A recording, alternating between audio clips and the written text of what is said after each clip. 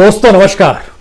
दोस्तों पहल तो किसी ना किसी को करनी होगी, चाहे देश के मुख्य न्यायाधीश हो, चाहे जजेस की कतार हो जो सुप्रीम कोर्ट में बैठे हुए हैं, चाहे इस देश के स्वायत्त संवैधानिक संस्थानों को संभाले हुए नौकरशाहों की एक लंबी कतार हो, या इस देश के मीडिया हाउस को चलाते समझते हुए संपादकों की कतार हो, इस देश के भीतर प्रोफेशनल्स की कतार हो।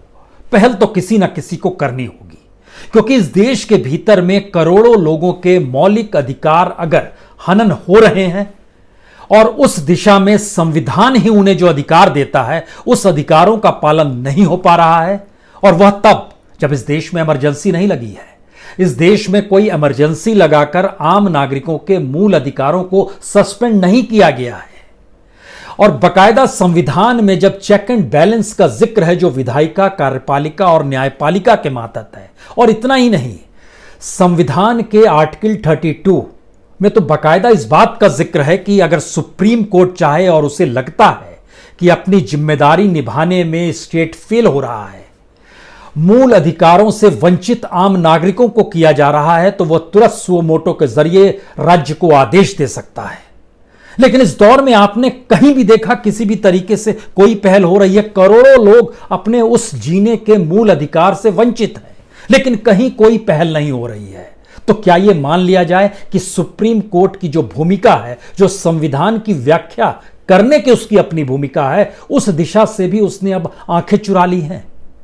क्या यह एक ऐसी परिस्थिति है? क्योंकि बकायदा इस बात का जिक्र आर्टिकल 32 में है कि नागरिक अपने संवैधानिक अधिकारों के लिए सुप्रीम कोर्ट का दरवाजा खटखटा सकता है, और दूसरी तरफ सुप्रीम कोर्ट को यह पावर दिया गया है कि अगर उसे ऐसा लगता है कि एग्जीक्यूटिव अपनी ड्यूटीज, अपनी जिम्मेदारी निभाने में पूरी तरीके से असफल साबित हो रहा है, तो वह सुप्रीम कोर्ट आदेश देते हुए कह सकता है कि आपके जो एक्शन है या इनएक्शन है उसको देश का नुकसान हो रहा है, देश को नुकसान पहुंच रहा है और करोड़ों लोग परेशान हैं, तो हम इसकी इजाजत नहीं दे सकते हैं। ये सुप्रीम कोर्ट के हक में आता है, संविधान के जरिए उसको यह हक मिले हुए हैं। लेकिन क्या धीरे धीरे आप महसूस कर रहे हैं कि एक ऐसी स्थिति आ गई है जिसमें जब आप टेलीविजन पर देखते हैं, टेलीविजन स्क्रीन पर दो पॉलिटिकल पार्टी के नेता आपस में झगड़ा कर रहे हैं, और लगता है जैसे वहीं पर या तो मामला सुलझा देना है उनको, या फिर जो भी निर्णय लिया जा चुका है उसको वो सही ठहराएंगे या गलत ठहराएंगे। यह एक अराजकता की परिस्थितियां हैं। इस देश में संविधान मौजूद है, उस संविधान के तहत स्थितियां क्यों नहीं चल पा रही हैं? क्या इस देश के जजेस अब काम करने की दिशा में नहीं बढ़ पा रहे हैं, या उतने कमजोर कर दिए गए हैं? 2 साल पहले की बात है, हम लोगों ने देखा था 4 जस्टिस निकल कर आए थे। उस समय इन बातों का जिक्र हो रहा था कि सुप्रीम कोर्ट के जरिए क्या अब यह बात को समझा जाए कि डेमोक्रेसी इस देश में नहीं बच पा रही है। लेकिन एक लंबे सफर को अगर देखिएगा तो यह भी आप समझ जाइएगा, उस वक्त जो चीफ जस्टिस, उसके बाद जो चीफ जस्टिस गगोई बने, जो उस समय जस्टिस के तौर पर विरोध कर रहे थे, आज की तारीख में वो पार्लियामेंट में है, राज्यसभा के सदस्य हैं। तो क्या हम इस रेखा को ही सही मान लें कि 2018 में एक जस्टिस बताते हैं कि डेमोक्रेसी पर खतरा है, उसके बाद वो चीफ जस्टिस बनते हैं, उस पीरियड में लिए गए निर्णयों का असर यह होता है कि जब वह रिटायर होते हैं तो उसके बाद वो पार्लियामेंट में पहुंच जाते हैं, और ये पार्लियामेंट में पहुंचना ही मौजूदा वक्त में देश की सबसे बड़ी उपलब्धि है, या पार्लियामेंट में ही सारी ताकत सिमट गई है और बाकी संविधान का कोई मतलब नहीं है? क्या ऐसी स्थिति आ गई है? इसलिए इस स्थिति का जिक्र करने की जरूरत है, क्योंकि 24 घंटे पहले की बात है, इस देश की फाइनेंस मिनिस्टर क्या कहती है? वो बैंक के अधिकारियों को कहती है कि आपको किसी से डरने की जरूरत नहीं है। आप सीबीआई से नहीं डरें, आप सीवीसी से नहीं डरें, आप सीएजी से ना डरें। आपको जो लोन देना है लोन दीजिए, आपको लगता है आप ठीक व्यक्ति को लोन दे रहे हैं, दे दीजिए। यानी सीबीआई इससे पहले जो काम कर रही थी, क्या यह माना जाए गलत कर रही थी, या यह माना जाए कि जो सरकार सोचती है उसके रास्ते वो कहीं रुकावट ना पैदा कर दे और बैंक अधिकारी डरे हुए हैं, या सीवीसी जिस रूप में करप्शन पे रोक लगाना चाहती है, या सीएजी जो डाटा बार बार देती है कि इस देश के भीतर में इतना गड़बड़ी हुई है। अगर याद कीजिए तो 2G भी सीएजी के जरिए ही निकल कर आया था, कोयला घोटाला भी सीएजी के जरिए ही निकल कर आया था। लेकिन फाइनेंस मिनिस्टर जब इस बात का जिक्र करे, आप इन 3 सी से मत घबराइए, सीबीआई से मत घबराइए, सीवीसी से मत घबराइए, सीएजी से मत घबराइए, और बैंक अधिकारियों को कह रही है कि किसी भी तरीके से लोन आप दे दीजिए। यानी चेक एंड बैलेंस कोई मैटर ही नहीं कर रहा है। सारे पावर्स पार्लियामेंट में है और पार्लियामेंट में जो सत्ताधारी हैं उनके पास है, और सत्ताधारी में जो मंत्री और सरकार चला रहे हैं उनके पास सारी चीजें सिमट कर रह गई हैं और कोई काउंटर करने की स्थिति में नहीं है। क्या यह स्थिति आ गई है? इस स्थिति के भीतर जब आप देखना शुरू कीजिएगा तो कुछ सच हमको लगता है समझना चाहिए अब, क्योंकि जिन बातों का जिक्र हो रहा है कि बैंक अब खुले तौर पर लोन उनको दे दें, किनको लोन दे दें, बैंकों के डॉक्यूमेंट्स कुछ बतलाते हैं। ये बेहद परेशान करने वाले डॉक्यूमेंट्स हैं, जिस बात की जानकारी देते हैं कि बैंक के ऊपर लगभग 14.6% एनपीए हो गया है, जो पब्लिक सेक्टर के बैंक है। और आपको जानकर हैरत होगी कि 2010 से 2019 तक तकरीबन 400 केसेस जो हैं कोऑपरेटिव बैंक से जुड़े हुए थे। और इन सब के बीच जो पंजाब एंड महाराष्ट्र बैंक जो दिवालिया हुआ और होते होते फिर यस बैंक तक बात आई, और एक लंबी कतार जो बैंकों के भीतर चल रही है, उसके भीतर का सच यह है कि एनपीए तकरीबन 8 लाख करोड़ का एनपीए 8 शहरों में केंद्रित जो कॉरपोरेट कैपिटलिस्ट पूंजीपति रईस सत्ता के नजदीक के हैं उनके मार्फत ले लिया गया और उनको नहीं चुकाया गया, और सरकार को उसको रिटर्न ऑफ करने की स्थिति में आएगी आज नहीं तो कल। लेकिन वो एनपीए इतनी बड़ी तादाद में है, तो क्या बैंकों को ये कहा जा रहा है, फाइनेंस मिनिस्टर कह रही है आप बांटिए पैसा, ये पैसा जनता का ही होता है जो बैंकों में होता है, इस देश का ही पैसा है, उसको आप बांटिए किसी भी तरीके से, और इंतजार मत कीजिए कि आपके ऊपर कोई घपला घोटाले का आरोप लगाएगा, सीबीआई जांच करने लगेगी, सीएजी कोई रिपोर्ट जारी कर देगी, सीवीसी कुछ कह देगा। बिल्कुल कुछ नहीं करने की जरूरत है। एक स्थिति यह है। एक दूसरी स्थिति, इस देश के भीतर में करोड़ों लोग जो जिंदगी जीने के मौलिक अधिकार उनको संविधान के तहत मिलते हैं, उनकी तरफ ध्यान कोई नहीं दे रहा है, जबकि संविधान पावर देता है, सुप्रीम कोर्ट को देता है, हाई कोर्ट को पावर देता है, लेकिन कोई पहल किसी भी रूप में नहीं हो पा रही है। और अगर यह स्थिति आ गई है तो हमें लगता है कि इस बात का जिक्र होने की जरूरत है। तब सुप्रीम कोर्ट अपने तौर पर अगर कुछ ना करे, मीडिया अपने तौर पर अगर कुछ ना करे, इंस्टीट्यूशंस के हेड अपने तौर पर कुछ ना करें, तो फिर इमरजेंसी लगाने की जरूरत क्या है? इमरजेंसी लगा के संविधान को सस्पेंड करवाने की स्थिति क्या है? संविधान तो यूं ही सस्पेंड हो गया, तो फिर इमरजेंसी नहीं भी है। लेकिन एक परिस्थितियां ऐसी भी आ गई है जिसमें हमने जिक्र किया कि सीबीआई, सीवीसी और सीएजी कुछ नहीं करेगा। इस देश के भीतर का सच क्या है? इस देश के भीतर का मौजूदा सच है कि आपकी आर्थिक परिस्थितियां आपसे संभल नहीं पा रही है। दूसरा सच है कि जब इकोनॉमिक सिचुएशन बिगड़ गई है तो आप रोजगार दे पाने की स्थिति में नहीं है। तीसरी सिचुएशन आ गई है कि रोजगार नहीं है, इकोनॉमिक परिस्थिति नहीं समझ पा रही है, तो लोगों की जेब से पैसा गायब हो गया है, लोग डिमांड कर पाने की स्थिति में नहीं है। डिमांड नहीं कर रहे हैं तो चौथी परिस्थिति है, तो इंडस्ट्री चले किसके लिए, और इंडस्ट्री में कोई प्रोडक्शन हो कैसे, वह भी नहीं हो पाएगा। तो इसका मतलब है एक अजीबोगरीब क्राइसिस है इस देश के भीतर में। तो इसको चेक एंड बैलेंस क्या न्यूज चैनलों में दो प्रवक्ताओं के बैठकर शोर मचाने से होगा, या इस देश के उन कॉन्स्टिट्यूशन इंस्टीट्यूशंस को आगे बढ़ना होगा, सुप्रीम कोर्ट को पहल करनी होगी? इस बात का जिक्र सुप्रीम कोर्ट अपने तौर पर क्यों नहीं समझ पा रही है? क्योंकि एक नेगेटिविटी न्यायपालिका को लेकर लोगों के जहन में बार बार आ जाती है। लेकिन याद कीजिए जस्टिस ठाकुर की आंखों में आंसू आ गए थे, वह रोते रोते बता रहे थे कि इतने जजों की नियुक्ति अगर हो जाएगी तो इससे मामले हम सलटाने शुरू करेंगे। एक कहीं ना कहीं उनके जरिए चीजें निकल कर आ रही थी कि वो इनकी एक जिम्मेदारी थी। लेकिन मौजूदा वक्त की क्या परिस्थिति है?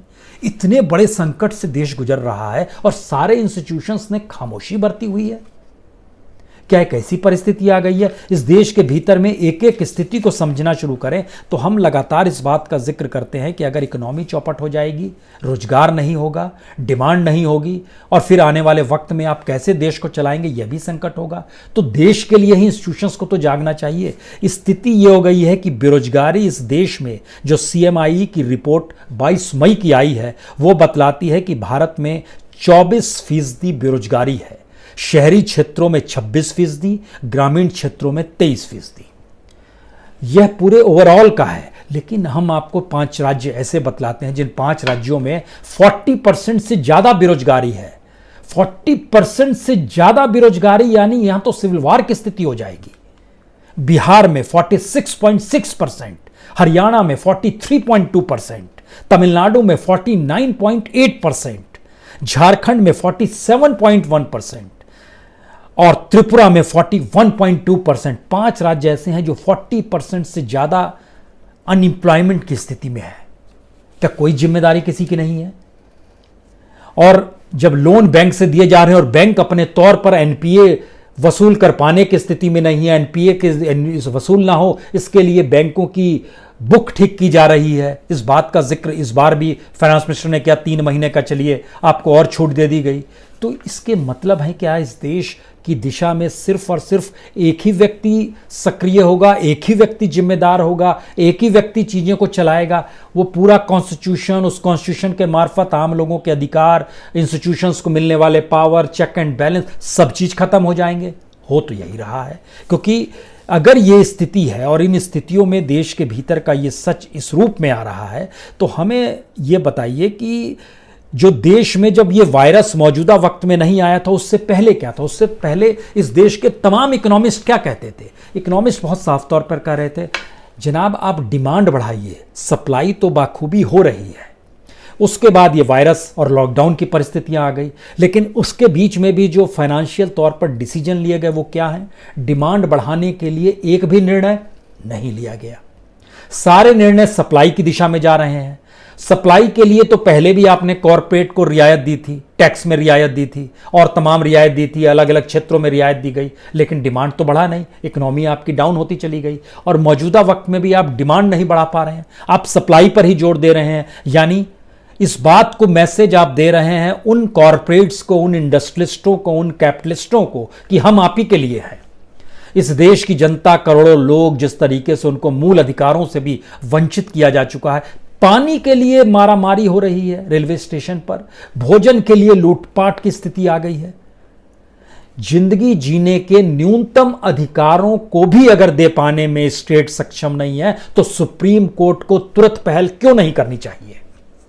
ना पानी, ना भोजन, ना वाहन, कुछ भी दे पाने की स्थिति में कोई अगर स्टेट नहीं आ रहा है तो सुप्रीम कोर्ट फिर क्यों नहीं व्याख्या करे उस कॉन्स्टिट्यूशनल राइट्स के तहत जिसमें मौलिक अधिकार लोगों के हनन किए जा रहे हैं और ड्यूटी निभाने में स्टेट फेल हो रहा है? इस बात का जिक्र क्यों नहीं होगा? क्योंकि जिस तरीके से कॉरपोरेट को रियायत दी गई, कर्जदारों को और ज्यादा कर्ज दिया गया, रियल एस्टेट को कर्ज दिया गया, बैंक बुक जो थी उसको ठीक करने की दिशा में रिटर्न ऑफ किया गया लगभग 6,68,000 करोड़ रुपए। इसका मतलब यह है कि एक ऐसी परिस्थिति आ रही है कि एक समानांतर में अगर आरबीआई को भी देख लीजिए तो जब यस बैंक का संकट आया तो नियम तो यह कहता था कि आरबीआई अगर सक्षम होता, पैसे उसके पास होते तो वो यस बैंक को अपने तरीके से मैनेज कर सकता था। लेकिन मौजूदा वक्त में आरबीआई का नोट छापना, सरकार का बोरो करना, आरबीआई का बैंकों के जरिए या अन्य मार्फतों के जरिए फिर से उस दिशा में पूंजी को ले जाना जहां से आरबीआई धीरे धीरे कंगाल होता चला जाए और कल को अगर संकट आए तो आरबीआई भी हाथ खड़ा कर दे, जिस तरीके से मौजूदा वक्त में सुप्रीम कोर्ट ने हाथ खड़े किए हुए हैं, या अपनी खामोशी बरत ले। क्या यह स्थिति है? क्योंकि किसी ना किसी को तो पहल अपने तौर पर करनी होगी, क्योंकि ये पूरा कच्चा चिट्ठा जो हमारे सामने है उसमें बहुत साफ तौर पर बतलाता है कि सरकार की योजनाएं भी एनपीए में शामिल हो जाती है। पीएम मुद्रा योजना क्या है? ये एनपीए में तब्दील होती चाहिए, इसका कोई फ्रूटफुल रिजल्ट तो नहीं आया। हाउसिंग फाइनेंस कंपनी जो गवर्नमेंट की है या एनबीएफसी है, ये सारी चीजें धीरे धीरे किस रूप में तब्दील हो रही है? एनपीए में तब्दील हो रही है, बैड लोन में तब्दील हो रही है, बैंकों पर बोझ पड़ रहा है, आरबीआई वहां से पैसा दे रहा है, आरबीआई बोल रहा है किसी भी तरीके से आप लोन दीजिए, इकोनॉमी को चालू कीजिए। लेकिन इस देश के इकोनॉमिस्ट, इस देश के प्रोफेशनल्स, इस देश के एडिटर्स, इस देश के इंस्टीट्यूशंस के हेड कहां हैं? सब लोग क्यों नहीं वर्क कर पा रहे हैं? और क्यों सुप्रीम कोर्ट में खामोशी बरती गई है? क्या उसकी भूमिका बिल्कुल नगण्य है?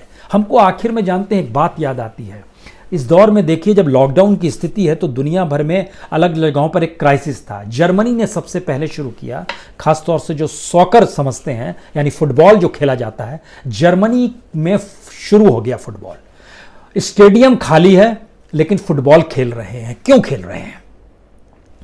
इसलिए खेल रहे हैं क्योंकि उसमें एक इकोनॉमी जुड़ी हुई है। आप कहेंगे कि लोग देखने वाले नहीं आ रहे हैं, तो क्या इकोनॉमी जुड़ी हुई है?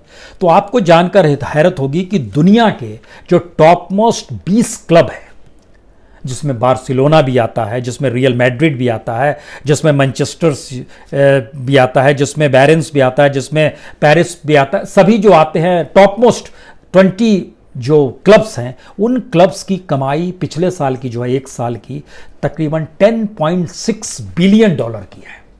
और 10.6 बिलियन डॉलर में से 44% सिर्फ ब्रॉडकास्ट का है, यानी टीवी राइट्स जो लिए जाते हैं वो कमाई वहां से है। यानी लगभग 4.7 बिलियन डॉलर की कमाई सिर्फ ब्रॉडकास्ट से है। जो कॉमर्शियल एड्स आते हैं ना प्रचार के लिए, उससे लगभग 40% कमाई है, यानी 4.2 बिलियन डॉलर। दोनों को मिला दीजिएगा तो लगभग 10 बिलियन डॉलर तो यही हो जाते हैं, 9.6 बिलियन डॉलर तो यही हो जाते हैं। और 1.5 बिलियन डॉलर जो है यह सिर्फ आपको मैच डे से आता है, जिसमें टिकट सेल होते हैं।